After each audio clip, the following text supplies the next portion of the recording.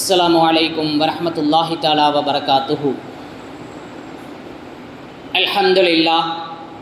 அல்ஹம்துலில்லாஹ் ரப்பில் ஆலமீன். அஸ்ஸலாத்து வஸ்ஸலாமு அலா ரசூலிஹில் கரீம். அம்மா பஅத். ஃபகத் கால அல்லாஹு தஆலா ஃபில் குர்ஆனில் கரீம் வல் ஃபுர்கானில் மஜீத். அஊது பில்லாஹி மினஷ் ஷைத்தானிர் ரஜீம். பிஸ்மில்லாஹிர் ரஹ்மானிர் ரஹீம். இன்ன கைதகுன்ன அதீம். ஸதகல்லாஹுல் அலிய்யுல் அதீம். قال نبينا صلى الله عليه وسلم اتق الله حيث ما كنت أو كما قال عليه الصلاة والسلام. سبحانك لا علم لنا إلا ما علمتنا إنك أنت العليم الحكيم. رب اشرح لي صدري ويسر لي أمري واحلل عقدة من لساني يفقهوا قولي. اللهم صل على سيدنا نبينا مولانا محمد طب القلوب ودوائها وعافية الأبدان وشفائها ونور الأبصار وضيائها وعلى آله وصحبه وسلم. صدق الله العلي العظيم. قال النبي அருளாளன் அன்பாளன் அல்லாஹுவின் திருப்பெயரால் இந்த ஜும்ஆவுடைய உரையை ஆரம்பம் செய்கிறேன். அன்பும் அருளும் ஆசியும் ஆதரவும் ஆருயிர் நாயகம் அன்னலம் பெருமானார் ஸல்லல்லாஹு அலைஹி வஸல்லம் அவர்களின் மீது, அன்னாரின் வழி வாழ்ந்த வாழுகின்ற வாழப்போகின்ற, குறிப்பாக இந்த ஜும்ஆவுடைய தினத்தை அலங்கரிக்கின்ற அனைவர்களின் மீதும் உண்டாவதாக. பேரருளாளரின் பேரருள் பெரும் கிருபை எல்லா மக்களின் மீதும் பொழிந்தரள வேண்டுமென்ற பிரார்த்தனையோடு சதாவும் வாழும் காலமெல்லாம் அல்லாஹுவினுடைய நினைவோடு அல்லாஹுவை திக்ரு செய்தவர்களாக வாழக்கூடிய பாக்கியத்தை அல்லாஹு தந்தருள்வானாக. எல்லா சூழ்நிலைகளிலும் அல்லாஹுவை முன்னிறுத்தக்கூடியவர்களாக அல்லாஹ் ஆக்கி வைப்பானாக. ஆஃபியத்தையும் சலாமத்தையும் பரக்கத்தையும் அல்லாஹ் நிரப்பமாக வழங்குவானாக. நோய் நொடியில்லாத வாழ்வை தந்து மருத்துவமனை கஷ்டம், துன்பங்கள், துயரங்கள், செலவுகள், சிரமங்கள் அனைத்திலிருந்தும் அல்லாஹ் நம்மை பாதுகாப்பானாக. அன்றுக்குரிய அல்லாஹுவின் நல்லடியார்களே, முஃமின்களே, புனிதமான ஜும்ஆவுடைய தினத்திலே அல்லாஹ் நம்மை ஒன்று சேர்க்கிறான். இதேபோல நாளை மறுமையிலும் மஹ்ஷரிலே ஒன்று சேர்த்து அல்லாஹ் நமக்கு அவனுடைய ரிலாவை, அவனுடைய லிகா சந்திப்பை தர வேண்டும் என்று ஆதரவு வைத்தவனாக பேசுகின்ற பேச்சை எனக்கு வசியத்தாக்கி பயனுள்ளதாக அல்லாஹ் ஆக்கி வைப்பானாக என்ற பேராவலோடு, அன்பிற்குரியவர்களே, வாழும் காலங்களிலே நாம் அல்லாஹுவை முன்னிறுத்தி வாழ வேண்டும். உலக வாழ்க்கையிலே அல்லாஹ் எத்தனையோ படைப்பினங்களை படைத்திருக்கிறார். அந்த படைப்புகளே ஆக உன்னத படைப்பாக, உத்தம படைப்பாக மனித படைப்பு இருக்கிறது. காரணம் என்னவென்று சொன்னால், நல்லது கெட்டதை பரிசோதிக்கக்கூடிய, சிந்திக்கக்கூடிய அந்த ஆற்றல், அந்த சக்தி மனித படைப்புக்குத்தான் இருக்கிறது. எனவே அந்த அடிப்படையில் நாம் சிந்தனை செய்து அல்லாஹுவை சதாவும் முன்னிறுத்த வேண்டும். அல்லாஹுவை முன்னிறுத்தாமல் வாழ்வோமேயானால் நாம் பேரழிவிற்கு சென்று விடுவோம். அன்பிற்குரியவர்களே, இன்றைய உலகத்தை நாம் பார்க்கின்றோம். இன்றைய உலகத்தினுடைய யதார்த்தத்தை பார்க்கின்றோம். எங்கு நோக்கினும் பிரச்சனைகள் தலைவிரித்து ஆடுகிறது. இந்த பிரச்சனைகளினுடைய ஆரம்பம் என்ன அப்படின்னு நாம் யோசித்து பார்ப்போமேயானால், நான் என்கின்ற அந்த அகம்பாவம், எங்க நான் என்கின்ற அந்த அகம்பாவம், ஆணவம் வருகிறதோ அல்லாஹ் அங்கு காணாமல் போய்விடுவார். ஆக குடும்ப வாழ்க்கையிலே, கணவன் மனைவிக்கு மத்தியிலே, உறவுகளுக்கு மத்தியிலே, தந்தை பிள்ளைகளுக்கு மத்தியிலே, மஹல்லா ஜமாத்துக்கு மத்தியிலே, இப்படி எந்த இடத்திலேயுமே, வியாபாரத்திலே, கொடுக்கல் வாங்கலிலே அல்லாஹ் நாடியது நடந்து விட்டது, இதில் நான் பெரியவன் அல்ல, அல்லாஹ் பெரியவன் என்ற சிந்தனையை கொண்டு வந்தால் பிரச்சனைக்கு வாய்ப்பே இல்லை. மனக்கவலைக்கு அங்கு மிகப்பெரிய தீர்வு கிடைத்துவிடும். அன்றுக்குரிய அல்லாஹுவின் நல்லடியார்களே, முஃமின்களே, நாம் எதை முன்னிறுத்துகிறோம் என்பதை கொஞ்சம் நாம் யோசிக்க வேண்டும். இன்று விளம்பர உலகமாக இருக்கிறது. எதை நோக்கினும் விளம்பரப்படுத்தப்படுகிறது. விளம்பரத்தை கண்டுதான் மனிதன் மயங்கக்கூடியவனாக இருக்கிறான். பொய்யான ஒன்றை இதுதான் சரியானது, உண்மையானது என்று விளம்பரப்படுத்தும் போது அது உண்மையாக்கப்படுகிறது. அல்லாஹ் பாதுகாக்க வேண்டும் இத்தகைய சூழ்நிலையில் இருந்து. எல்லா வகையிலேயுமே விளம்பர மோகம் பெருகிவிட்டது. அதனுடைய வெளிப்பாடு என்னவென்று சொன்னால், நாமும் அனைத்து விஷயங்களிலும் விளம்பரத்தை விரும்பக்கூடியவர்களாக இருக்கிறோம்.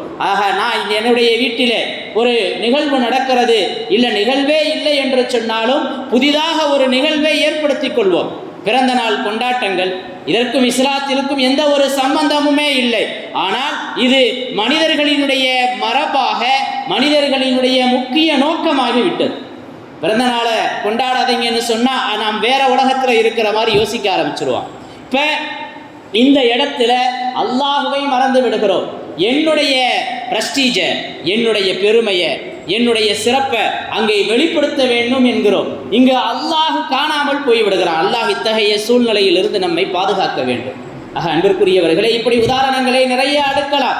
திருமண நிகழ்வுகள், வீடு திறப்பினுடைய நிகழ்வுகள், எந்த அளவுக்குன்னு சொன்னால் ஒரு ஜனாசாவினுடைய நிகழ்வில் கூட தங்களுடைய முன்னுரிமையை, தங்களை முன்னிலைப்படுத்துவதை விரும்புகிறார்கள் மக்கள். தனக்கு என்ன வசதி இருக்கிறதோ அதற்கு தகுந்த மாதிரி அங்கு ஆடம்பரம் தலைவலித்து ஆடுகிறது. அன்பிற்குரியவர்களே, இங்கு அல்லாஹ் காணாமல் போய்விடுகிறான். எனவே நாம் நம்முடைய அமல்களிலே, நம்முடைய நிகழ்வுகளிலே அவசியம் மக்களுக்கு தேவையானதை, விருந்து உபசாரத்தை செய்வதில் தவறல்ல. அதே நேரத்தில் அல்லாஹுவை மறந்துவிடக்கூடாது. இன்னைக்கு எல்லா நிலைகளிலும் அல்லாஹுவை ஓரமாக வைத்திருக்கிறோம். அன்பிற்குரியவர்களே, அல்லாஹு அக்பர் என்று பாங்கு சொல்லப்படுகிறது. அதனுடைய தாத்பரியம் என்ன? அதனுடைய நோக்கம் என்ன? ஜும்மாவுக்கு பாங்கு சொல்லிட்டாங்க, நாமளும் சும்மா வந்து உட்காந்துட்டு சும்மா எந்திரிச்சு போயிடுவோம், அப்படித்தான் இருக்கிறமே ஒழிய இது ஒரு ஜும்ஆ, அதில் நாம் ஒன்று சேருகிறோம், இங்கு அல்லாஹுவை நினைத்து பார்க்கிறோம். இந்த பவரோடு அடுத்து ஒரு வாரத்தை கழிக்க வேண்டும், அல்லாஹுவினுடைய சிந்தனையோடு வாழ வேண்டும் என்பதெல்லாம் இல்லாமல் போய்விட்டது. ஏதோ வாங்க சொல்லப்பட்டுச்சு, வெள்ளிக்கிழமை இன்னைக்கு பள்ளிக்கு போகணும், அஜர்த்து எதையாவது பேசுவார், தொலை வைப்பார், சலாம் கொடுத்தாரோ இல்லையோ எந்திரிச்சு வெளியே ஓடிடும். இதுதான் இன்றைய ஜும்ஆவாக இருந்து கொண்டிருக்கிறது. இங்கு எங்கே அல்லாஹ் இருக்கிறான்? யோசித்து பாருங்கள். அன்பிற்குரியவர்களே, எல்லாம் இருக்கு, ஒருத்தர்கிட்ட எதுவுமே இல்லை. எதுவும் இல்லாதவர் நினைக்கிறாரு, என்கிட்ட ஒன்றுமே இல்லை, நான்லாம் இந்த ஊரில் மதிப்பானவன் கிடையாது, நான் சொல்கிறத யாரும் கேட்க மாட்டாங்க. இந்த தாழ்வு மனப்பான்மை கூடாது. இந்த தாழ்வு மனப்பான்மை இருக்கக்கூடாது. எல்லாம் இருக்கிறது, இவர் நினைக்கணும் எல்லாம் அல்லாஹுவால் கிடைத்தது, என்கிட்ட எதுவும் இல்லை. இந்த தாழ்வு மனப்பான்மை வேண்டும். இன்னைக்கு அல்லாஹ் நம்மளுக்கு எல்லாத்தையும் நிரப்பமாக கொடுத்துருக்கிறான், இல்லை எல்லாம் சொல்ல முடியாது. பல சூழ்நிலைகளுக்கு மத்தியில் வாழ்ந்த நமது முன்னோர்கள், பெரியவர்கள் இருக்கிறார்கள். அவர்களுடைய சிறிய வயதில் இந்த ஊரில் இல்லை பொதுவாக உலகத்தில் உடைய இயல்பு, பொருளாதாரத்தினுடைய சூழ்நிலை எப்படி இருந்தது, இன்னைக்கு எப்படி இருக்கிறது யோசித்து பார்ப்போமேயானால் மிகப்பெரிய வளர்ச்சி அடைந்திருக்கிறது. மிகப்பெரிய வளர்ச்சி. சாதாரணமாக பல ஆயிரங்களை சம்பாதிக்கக்கூடிய சூழ்நிலை இருக்கிறது. உட்கார்ந்த இடத்திலேயே பொருளாதாரத்தை திரட்டுகிறார்கள். காலையில் கூட சகோதரர்களுக்கு மத்தியில் பேசிக்கிட்டு இருந்தோம். ஒரு காலத்தில் 100 கிலோ அரிசி மூட்டையை தூக்குவாங்க, இன்னைக்கு 25 கிலோவை தூக்குறதுக்கு என்னால் முடியலைன்னு சொல்லிடுறாங்க. இப்போ அந்த அளவிற்கு தாக்கத்தோடு சக்தியோடு இருந்தார்கள். இன்று மதுவுக்கு அடிமையாகி, பல கெட்ட பழக்கங்களுக்கு அடிமையாகி தங்களுடைய உடலையே கெடுத்து கொண்டவர்கள் ஏராளம் இருக்கிறார்கள். அன்பிற்குரியவர்களே, என்ன சொல்ல வருகிறோம் என்று சொன்னால், நிறைய முன்னேற்றம் ஏற்பட்டிருக்கிறது. அல்லாஹ் நிறைய நிஅமத்துக்களை தந்திருக்கிறான். அல்லாஹ் நிறைய அருள் புரிந்து கொண்டிருக்கிறான். இந்த அருளுக்கெல்லாம் முன்னுதாரணமாக நமக்கு என்ன வேண்டும் என்று சொன்னால், நன்றி செலுத்த வேண்டும், நம்மை நாம் தாழ்வாக கருத வேண்டும். என்கிட்ட எல்லாம் இருக்கு. ஒருத்தர் ஒரு வியாபாரம் பேசுறாரு, வியாபாரி 2 வியாபாரத்துக்கு மத்தியில் பேசிக்கிட்டு இருக்கையில இன்னொருத்தர் கொடுக்க புகுந்து அந்த வியாபாரத்தை முடிச்சிடுறார். இப்போ அந்த வியாபாரத்தை இன்னொருத்தர் வாங்கிடுறார். இப்போ இவர் என்ன சொல்லுவார்? நான் பேசிகிட்டு இருந்தேன், எனக்கு அதில் ஒரு லாபம் வந்திருக்கும், ஆனால் நீ இப்படி செஞ்சுட்டேயே, எப்படி நீ அதை அதிகமான லாபத்துக்கு விற்கிறேன்னு நான் பார்த்துட்றேன், எப்படி நான் இதை அதிகமாக விற்று லாபத்தை பார்ப்பேன் என்று நான் பார்க்கிறேன் என்று தன்னை அங்கு முன்னிலைப்படுத்த விரும்புகிறார். இந்த மனுஷன் இங்கே இப்படி யோசிக்கணும், அல்லாஹ் நாடு எது நடந்தது, உனக்கு அந்த ரிஸ்க் வரணும்னு இருக்கு, குறைந்த லாபத்துக்கோ அல்லது அதிகமான விலையை கொடுத்தோ நீ வாங்கணும்னு அல்லாஹ் நாடிட்டான். ஆனால் கூட விலைக்கு வாங்கிட்டீங்க, பரவாயில்லை, அல்ஹம்துலில்லாஹ், அல்லாஹ் வேற வியாபாரத்தில் எனக்கு பரக்கத் செய்வான். இப்படி யோசிச்சோம்னா காழ்ப்புணர்ச்சி இருக்காது, பிரச்சனை இருக்காது, துன்பம் இருக்காது. இது எப்போ உருவாகும்? அல்லாஹுவை முன்னிறுத்தும் போது. அல்லாஹுவை முன்னிறுத்தும் போது இத்தகைய தன்மை கிடைக்கும். அபூபக்கர் சித்தீக் நாயகம் எவ்வளவு பெரியவங்க, யோசிச்சு பாருங்க, எவ்வளவு பெரியவங்க, உன்னதமானவர்கள். இஸ்லாத்தில் நபி பெருமானார் ஸல்லல்லாஹு அலைஹி வஸல்லம் அவர்களுக்கு அடுத்த தரஜால இருக்கிறாங்க. ஹலீஃபாக்களில் முதன்மையானவர். ஹிரா குகையில, சவுர் குகையில ரசூலுல்லாஹி ஸல்லல்லாஹு அலைஹி வஸல்லம் அவர்களுடனே பயணித்தவர்கள். அந்த அற்புதமான ஒரு நிலை அவர்களுக்குத்தான் கிடைத்தது. பல வகையில் நபி பெருமானார் ஸல்லல்லாஹு அலைஹி வஸல்லம் அவர்களுக்கு உபகாரியாக இருந்திருக்கிறாங்க. நான் அபூபக்கர் நாயகத்தினுடைய உபகாரத்திற்கு பிரதி உபகாரம் நன்றி செலுத்த முடியலேன்னு ரசூலுல்லாஹி ஸல்லல்லாஹு அலைஹி வஸல்லம் சொன்னாங்க. அந்த அளவுக்கு உன்னதமானவங்க, பொருளாதாரத்தில் வசதி படைச்சவங்க, அதிகமான அடிமைகளை உரிமை விட்டாங்க. பிலால் நாயகத்தை அபூபக்கர் சித்தீக் நாயகம் தான் உரிமை விட்டாங்க. இவ்வளவு மேன்மை உள்ளவங்க. நபி ஸல்லல்லாஹு அலைஹி வஸல்லம் சொல்லுவாங்க, நீங்கள் அபூபக்கர் சித்தீக் நாயகத்தை பாருங்கள், ஒரு மையத்தை பூமியில் பார்க்கணுன்னு நினச்சா நீங்கள் அபூபக்கரை பாருங்கள் அப்படின்னு சொல்லுவாங்க. அந்த அளவுக்கு எந்த ஒரு படோபமும் இல்லாமல், தன்னை பிரபலப்படுத்தாமல், தனக்குத்தானே அமைதியின் சார்ந்த சொருபியாக இருந்தாங்க. உமர் ரலியல்லாஹு தஆலா அன்ஹு அஷரத்துல் முபஷ்ஷரால கட்டுப்பட்டவங்க. சொர்க்கவாசின்னு நன்மாராயம் சொல்லப்பட்ட 10 நபர்களில் அவர்களும் ஒருவர். இஸ்லாத்தினுடைய வெளிப்பாட்டிற்கு, இஸ்லாத்தினுடைய முன்னேற்றத்தில் நாம் ஹக்கில் இருக்கிறோம், நாம் ஏன் பயப்படணும் யா ரசூலல்லாஹ்னு சொல்லி நபிக்கே முன்னுதாரணமாக இருந்தவர்கள் உமர் ஃபாரூக் ரலியல்லாஹு தஆலா அன்ஹு. அவர்களுடைய நாவிலே அல்லாஹ் பேசுகிறான் என்று வர்ணிக்கப்பட்டவர்கள். ஹுதைஃபா ரலியல்லாஹு தஆலா அன்ஹு வருவாங்க. ரசூலுல்லாஹி ஸல்லல்லாஹு அலைஹி வஸல்லம் சில முனாஃபிக்குகளின் பட்டியலை அவங்கள்ட்ட கொடுத்துருந்தாங்க. கேட்பாங்க, மிக உன்னதமானவங்க, அபூபக்கர் நாயகத்துக்கு அடுத்த அந்தஸ்தில் இருக்கிறாங்க, வந்து கேட்பாங்க, அந்த பட்டியலில் என் பேர் இருக்கான்னு பார்த்து சொல்லுங்க. அப்படி யோசிக்க வேண்டியதே இல்லை அவங்க. ஆனால் அவங்க யோசிச்சாங்க, நம்மளை அந்த பட்டியலில் போயிடுவோமோ அப்படின்னு. எந்த அளவுக்குன்னு சொன்னால், வெளியூர்லேருந்து அரசரை பார்ப்பதற்கு, ஆளுநரை பார்ப்பதற்கு, ஜனாதிபதியை பார்ப்பதற்கு மக்கள் வருவாங்க. இவங்க படியில் ஓரத்தில் முசாஃபிர் மாதிரி படுத்து கிடப்பாங்க. யாருங்க? உமர் அங்கே படுத்திருக்கிறாரே அவர் தான் அப்படின்னு சொல்லப்படும். இப்போ அந்த அளவிற்கு எளிமையாக வாழ்ந்தார்கள், அந்த அளவிற்கு தன்னை தாழ்வாக கருதி கொண்டார்கள். தாழ்வு மனப்பான்மை வேண்டும், குடும்பம் சிறக்க, வியாபாரம் பெருக, மக்களுக்கு மத்தியிலே அன்பு உருவாக, அனைவருக்கு மத்தியிலே பரஸ்பரம் நட்போடு வாழ தாழ்வு மனப்பான்மை வேண்டும்.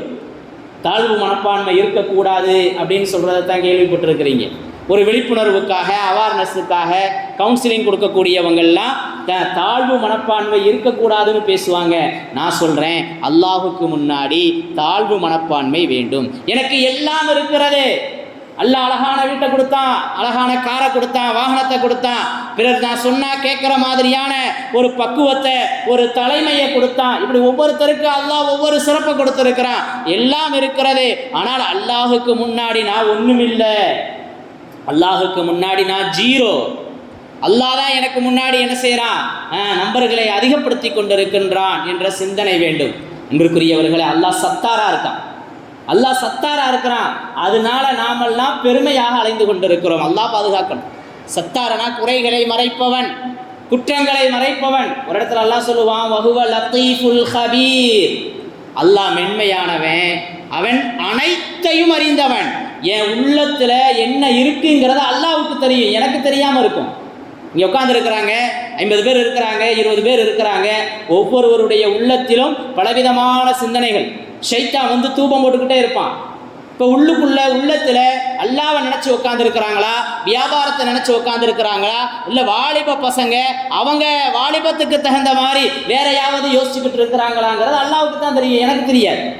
அல்லாவுக்கு அது தெரியும். வஹுவ லத்தீஃபுல் ஹபீர்.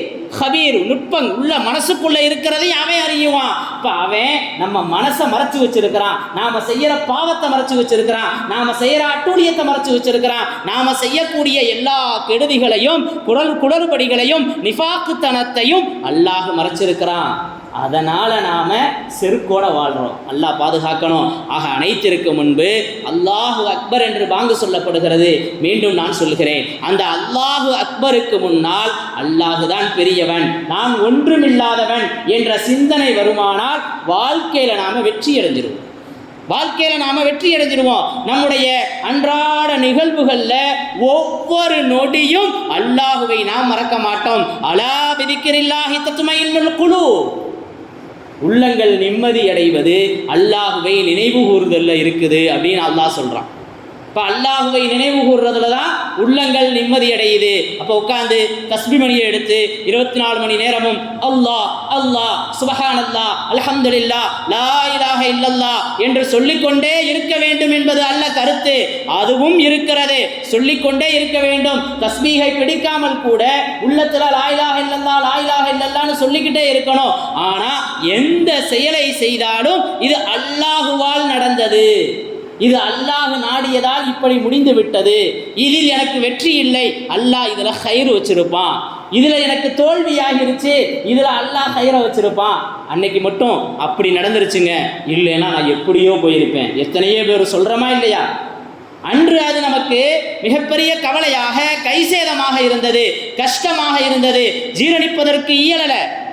இப்படி தோல்வியாகுதே அப்படின்னு ரொம்ப சிரமத்தில் இருந்தோம். ஆனால் கொஞ்ச நாள் போச்சு, ஒரு 10 நாள் அல்லது 1 மாதம் 2 மாதம் போச்சு, அன்னைக்கு நடந்தது கூட நல்லதுதாங்க. அப்படியா இருந்துச்சுன்னா இன்னைக்கு இந்த நிலைமைக்கு வந்திருக்க மாட்டேன். ஒருத்தர் ஒரு கூட்டு குடும்பமாக வசிச்சுக்கிட்டு இருந்தார். இப்போ என்ன செஞ்சாங்க, அவங்களுக்கு மத்தியில் மனஸ்தாபம் வந்துடுது. இப்போ என்ன, அவரை பிரித்து போகணும் அப்படின்னு முயற்சி செய்கிறாரு. ஆனால் அவருக்கு அது மனசு வரல. எல்லாம் ஒன்றா இருக்கிறமே, எப்படி பிரிஞ்சு போகிறது அப்படின்னு அவர் யோசிக்கிறார். நடந்த விஷயம் இப்போ அவர் சொன்ன தகவல் எனக்கு. இப்போ கொஞ்ச நாள் ஆச்சு, பிரிஞ்சு போகணுங்கிறதுனால அவர் ஒரு தனி வீட்டை கட்டி அவர் நல்லா ராஜ வாழ்க்கை வாழ்ந்துட்டு இருக்கார். இப்போ சொன்னார் அவர், நான் அங்கேயே இருந்திருந்தா கூட அந்த 8க்கு 8 ரூமுக்குள்ளே நான் ஒரு பக்கம், என் தம்பி குடும்பம் ஒரு பக்கம் அப்படின்னு என்ன செய்வோம், சிரமப்பட்டுக்கிட்டு இருந்திருப்போம். இன்னைக்கு அல்லாஹ் எனக்கு விசாலமாக கொடுத்துட்டான். ஆக அன்னைக்கு நான் பிரிஞ்சு போகிறத பற்றி கவலைப்பட்டேன், ஆனால் இன்னைக்கு எனக்கு ஒரு விசாலமான வீட்டை கொடுத்துருக்கிறான் அல்லாஹ் அப்படின்னு சொல்லி அவர் சந்தோஷப்பட்டார். இப்படி அல்லாஹ் ஏதாவது ஒரு வகையில் ஏதாவது ஒரு துன்பமாக இருக்கும். இப்படி நடந்துருச்சு, எனக்கு மட்டும்தான் அல்லாஹ் இப்படி செய்யணுமா, அந்த அல்லாஹ்வுக்கு கண் இல்லையா, பேசுகிறாங்களா இல்லையா? அப்படியெல்லாம் பேசக்கூடாது, அல்லாஹுவை நிந்திக்கக்கூடாது. அல்லாஹ் நமக்கு அனைத்தையும் நிரப்பமாக வழங்கி கொண்டிருக்கிறான். அல்லாஹுவை மறந்து விடக்கூடாது, அல்லாஹுவை மறந்தவர்களாக நாம் ஆகிவிடக்கூடாது. நம்முடைய எல்லா செயல்களிலும் ஒரு கடை வச்சிருந்தோம், கடையில் வருமானம் வருது, ஏன் முயற்சி தாங்க, நாம் காலையிலிருந்து இரவு வரைக்கும் விடாமல் உழைச்சன்ல இப்படின்னு சொன்னால் அல்லாஹுவை மறந்து விட்டோம். ஒரு சின்ன காய்ச்சல் வந்துச்சு, எந்திரிக்கவே முடியலை, காய்ச்சல் தான், படுத்துட்டார் ஒரு நாள் ஃபுல்லாக. எப்படி இவர் கடையை திறப்பார், எப்படி இவர் வியாபாரத்தை பார்ப்பார்? யோசிச்சு பாருங்க. நாம் நினச்சது ஒன்று, நடந்தது ஒன்றுன்னு ஆயிடும். அப்போ வியாபாரத்திற்கான உடல் தாக்கத்தை, பலத்தை, நல்ல சிந்தனையை, எப்படி வியாபாரம் செய்தால் வெற்றி பெற முடியும் என்கின்ற அந்த அற்புத ஆற்றலை தந்தவன் யார்? அஃபரைத்தும் மா தஹ்ருஸூன், விவசாயம் செய்கின்றீர்களே, அந்த விவசாயத்தை நீங்கள் கவனித்தீர்களா? யார் விவசாயம் செய்கிறது? அல்லாஹ் கேட்பான். யார் விவசாயம் செய்கிறது? நீங்களா நானா? நீங்களா நானா? நாம் விவசாயம் செய்கிறோம், நாற்று நடுறோம், தண்ணீர் பாய்ச்சுகிறோம், களை எடுக்குகிறோம், ஒவ்வொன்றையும் செஞ்சுக்கிட்டே வர்றோம். செடி வளருது, மரமாகுது, பூ பூக்குது, கனியாகுது. சில நேரங்களில் பூவே பூக்கிறதில்லை, பூவே பூக்காமல் போயிடுச்சுங்க. நல்லா பூ பூத்துருந்துச்சு, காய் காக்கிற நேரத்தில் மழை வந்துச்சுங்க, பூவெல்லாம் போச்சு. சொல்கிறாங்களா இல்லையா? நாம் விவசாயம் செய்கிறதா இருந்தால், நாம் அதில் பலனப்படுத்துகிறதா இருந்தால், அந்த பூ மழை வந்ததுனாலேயும் கீழே விழுந்திருக்கக்கூடாது. அந்த பூ காயாக இருக்கணும், அந்த பூ கனியாக இருக்கணும், பிறகு அது பழமாக இருக்கணும், அதை நாம் வியாபாரம் செய்யணும், அதன் மூலம் லாபம் அடைந்திருக்க வேண்டும். அன்பிற்குரியவர்களே, அல்லாஹ் தான் விவசாயம் செய்கிறான், நாம் ஒரு காரணமாக இருக்கிறோம், அதை விளங்கணும். எனக்கு மட்டும் இப்படி மனைவி எமர்ஜென்சி, நான் அப்பயே சொன்னேன் அந்த பிள்ளை வேணான்னு, கேட்டாங்களா? அல்லாஹ் நாடியது அதன் மூலமாகத்தான் நம்ம சீர்திருத்தம் ஆகணும். நாம் கோபக்காரராக இருந்திருப்போம், நம்மளை பொறுமையாளராக ஆக்கணும் அப்படின்னு அந்த மனைவியை அல்லாஹ் நமக்கு கொடுத்துருப்பான். இப்படி யோசிக்கணும். அல்லாஹுவை பொருந்தி கொண்டால், அல்லாஹுவினுடைய பொருத்தத்தை எடுத்துக்கொண்டால் அல்லாஹ் வாழ்க்கையை சிறப்பாக்கிடுவான். அல்லாஹ் வாழ்க்கையில நினைக்காததை நடத்தி காட்டுவான். அனைவருக்கும் இல்லாத சக்தி அல்லாஹுக்கு இருக்கிறது, அனைவருக்கும் இல்லாத ஆற்றல் அல்லாஹுக்கு இருக்கிறது. எனவே நம்மை நாம் தாழ்வாக கருதணும். இன்னைக்கு எல்லோரும் எனக்கு எல்லாம் கிடைச்சிருச்சு, நான் பெரிய படிப்பு படிச்சிருக்கிறேன், ₹1,00,000 சம்பாதிக்கிறேன், ஒரு இன்னைக்கு அப்படிப்பட்ட பெருமையான ஒரு சூழ்நிலைகளை நாம் பார்க்கின்றோம். அல்லாஹ் பாதுகாக்கணும். என்ன உயரத்துக்கு போனாலும் அல்லாஹுவால் தான் நடக்கிறது. அல்லாஹ் இது எனக்கு கொடுத்தான், அல்லாஹ் அல்லாஹ் என்ற அந்த சிந்தனை இருக்குமானால் அன்பிற்குரிய அல்லாஹுவின் நல்லடியார்களே, வாழ்விலே நாம் வெற்றி அடைவோம். நம்முடைய பொது நிகழ்வுகளில், நம்மளுடைய அனைத்து மக்களுக்கு மத்தியில் நாம் ஒரு நிகழ்வை நடத்துகின்ற போது அல்லாஹுவை முன்னிறுத்த வேண்டும். அல்லாஹுவை முன்னிறுத்தணும். இன்னைக்கு ஒரு திருமணம் நடக்குதுன்னு சொன்னால் அல்லாஹுவை முன்னிறுத்துறதில்லை. இங்கே நாம் தோல்வி அடைஞ்சிடறோம். நல்லா யோசிக்கணும். பிறகு எப்படி வாழ்க்கை வெற்றி அடையும்? பிறகு எப்படி அந்த வாழ்க்கையிலே பரக்கத் கிடைக்கும்? யோசிச்சு பாருங்க. திருமணத்தின் மூலம் அல்லாஹ் சொல்கிறான், அன்பு இருக்கு, திருமணத்தில் நிம்மதி இருக்குது, திருமணத்தில் சுபிட்சம் இருக்குது, திருமணத்தில் ரஹ்மத் இருக்குது, திருமணத்தில் அல்லாஹ்வுடைய உதவி இருக்குது, பெண் பரக்கத்து. அந்த பெண் வருவதன் மூலம் இந்த வாலிபனியினுடைய வாழ்க்கையிலே மாபெரும் மாற்றம் இருக்கிறது. இப்படி நிறைய சொல்லலாம். திருமணத்தின் மூலம் இவ்வளவு கிஃப்ட் இருக்குது. திருமணம் முடிச்சவங்களை கேட்டு பாருங்க, கிணத்துல விழுந்ததுலேருந்து நான் ஒன்றும் இல்லாமல் போயிட்டேன், சமாளிக்க முடியலை சொல்கிறாங்களா இல்லையா? இப்போ திருமணத்தினுடைய ருசியை உணர முடியலை. திருமணத்தினுடைய நாளே முசீபத்தாக இருக்குது. சொல்கிறேன்னு யாரும் கோவிச்சுக்கிறாதீங்க. பல திருமணங்களில் நமக்கு விவரம் தெரியறதுனால, அல்லாஹ் சிந்தனையை போட்டுறதுனால ஏண்டா இந்த கல்யாணத்துக்கு போகிறோன்னு யோசிக்கிற மாதிரி இருக்குது. ஏன்னா அல்லாஹுவை மறக்கடிக்குது. உலகத்தினுடைய இயல்பு, சகோதரர்களுக்கு மத்தியில், மாற்று மத அன்பர்களுக்கு மத்தியில் நாமும் அந்த திருமணத்தை நல்லா நடத்தி காட்டணும். அவங்கள விட நாம் எப்படி சிறப்பாக செய்கிறது? புதுசாக யோசிக்கிறார். புதுசாக நடக்காத ஒன்று நடத்தணும், செய்யாத ஒன்றை செஞ்சிடணும், எல்லாரும் பேசணும். ஷைத்தான் நம்மளை கட்டி தழுவிடுவான். ஷைத்தான் கட்டி தழுவினதுக்கு பின்னாடி வாழ்க்கை எப்படி இருக்கு யோசிச்சு பாருங்க.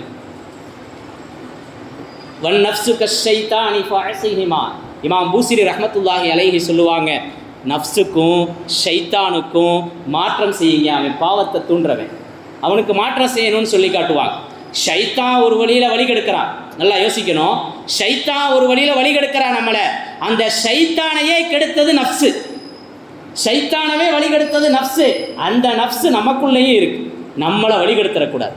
இப்போ அந்த வழி கெடுக்கிறதுல இருந்து நம்மை நாம் பாதுகாக்க வேண்டும் என்று சொன்னால் அல்லாஹுவை முன்னிறுத்தணும். நமக்கு மத்தியில் என்கிட்ட எதுவுமே இல்லை, எம்டி. என் கை எப்படி இருக்கிறதோ, கையில் கர்ச்சீப் இருக்குது, என் கையில் எப்படி இருக்கிறதோ இப்படித்தான். இதுதான் உண்மை. எவ்வளவு வச்சிருந்தாலும் ஜனாசாவானதற்கு பின்பு கபருக்குள்ளே கொண்டு போய் வைப்பாங்களா? யோசிச்சு பாருங்க. நல்ல ஆடை அணிஞ்சிருப்பாருங்க எப்பயுமே. இப்படி இந்த ஆடையை, கஃபன் ஆடையை கொண்டு வந்து அணிவிக்கிறீங்களே, யாரும் கேட்க மாட்டாங்க, அதைத்தான் அணிவிப்பாங்க.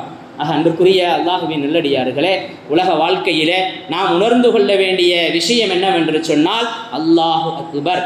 நம்முடைய நிகழ்வுகளில் நல்ல ஞாபகம் வச்சுக்கோங்க.